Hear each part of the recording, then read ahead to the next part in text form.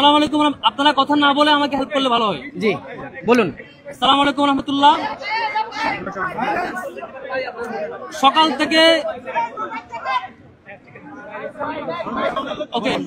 সকাল থেকে এক নাটক মঞ্চ দেখছি। নাটক মঞ্চ হচ্ছে ইউলেবের সেন্ট্রালে। ইউলেবের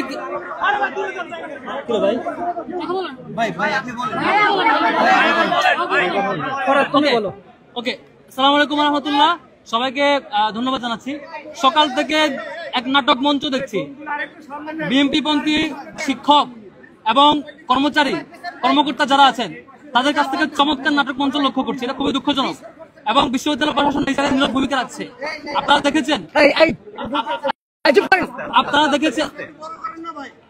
দেখেছেন ইউলেব যে সেন্টার, সেই সেন্টার থেকে সকাল 8টায় শুরু হয়েছে ভোট। 8টা থেকে 10:30 পর্যন্ত কোনো ধরনের সাংবাদিককে ঢুকতে দেওয়া হয় নাই।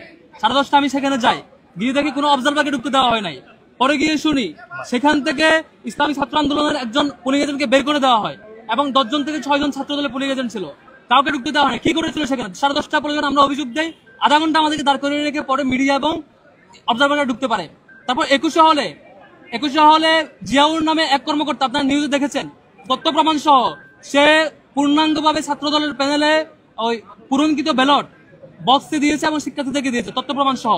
সে অভিযোগ যখন আসছে, সবাই যখন প্রেস কনফারেন্স করছে, সেটি দেখার জন্য টিএসসিতে আরেক বিএনপি পন্থী কর্মকর্তা সেটি দেখার জন্য আমাদের নামে নাকি একটা পেজে চেকবক্স দিয়ে কি করছে। আমি এখন তার বহিষ্কার এবং গ্রেফতার দাবি করছি। টিএসসি সেন্টারে যে এই কাজ করেছে, যার ব্যাপারে কনসার্ন আছে যে স্টাফ, তাকে এখনই গ্রেফতার করতে হবে এবং সে পুরো নির্বাচনকে প্রশ্নবিদ্ধ করবার জন্য, 21 হলের ঘটনাকে লুকানোর জন্য, লুকোচুরি করবার জন্য সে এই ধরনের ঘটনা আশ্রয় নিয়েছে। 21 হলে যে কর্মকর্তা বিএনপির ছাত্র দলের পূর্ণাঙ্গ প্যানেলের চেকলিস্ট দেওয়া, ভোট দেওয়া, ব্যালট বক্সে ঢুকিয়েছেন বলে অভিযোগ এবং নিউজ আসছে এবং তথ্য প্রমাণ আসছে, তাকে যেমন গ্রেফতার করতে হবে, আবার সেই ঘটনাকে ধামাচাপা দেওয়ার জন্য, ডিজাস্টার কন্ট্রোল করার জন্য এখানে তাদের পরিকল্পনা অনুযায়ী আরেক নাটক সাজানো হয়েছে যে একটা সিঙ্গেল পেজে, তারা পারলে আরো কয়েকটা পেজে করতো এই নাটক ঢাকা দেওয়ার জন্য, হয়তো কুলায় উঠতে পারে নাই। যে করেছে তাকে এখনই গ্রেফতার করতে হবে এবং পানিশমেন্ট আওতায় নিয়ে আসতে হবে। কার এজেন্ডা বাস্তবায়ন করছে, তাদের সাথে কি ধরনের লবিং খুঁজে বের করতে হবে, এটা আমাদের দাবি। আর হচ্ছে প্রত্যেকটা জায়গায়, প্রত্যেকটা সেন্টার, যেমন আমি যেসব সেন্টারে গিয়েছি বলা হয়েছে প্রার্থীরা ভিতরে ঢুকতে পারবে না, কিন্তু ছাত্র দলের বিপি প্রার্থী আবিদ, তিনি দেখেছি ঢাকা ইউনিভার্সিটি ক্লাবের সেন্টারে ভিতরে ঘুরে ঘুরে দেখেছেন, টিএসসিতে বারবার ঢুকেছেন, প্রত্যেকটা সেন্টারে বারবার ঢুকছেন। মানে এটা নীতিমালা কি শুধু তাদের, মানে আমাদের জন্য? আমরা ঢুকতে পারবো না, তাদেরকে গেলে ঢুকতে পারবে? এটা খুবই দুঃখজনক। ইউনিভার্সিটি ক্লাবে বারবার ঘুরে ঘুরে দেখছে তিনি হচ্ছে সেন্টারের ভিতরে ঢুকছেন, এটা খুবই দুঃখজনক। এভাবে প্রত্যেকটা নীতিমালা তারা ভায়োলেট করছে।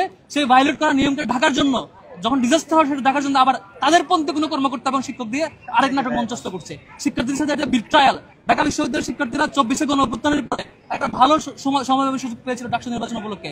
সেটিতে তারা এইভাবে করে সিন্ডিকেটেড তাদের শিক্ষক এবং কর্মচারী দিয়ে এভাবে ডাকসুকে প্রশ্নবিদ্ধ করার অপচেষ্টা, এটা শিক্ষার্থীরা তার জবাব দিবে।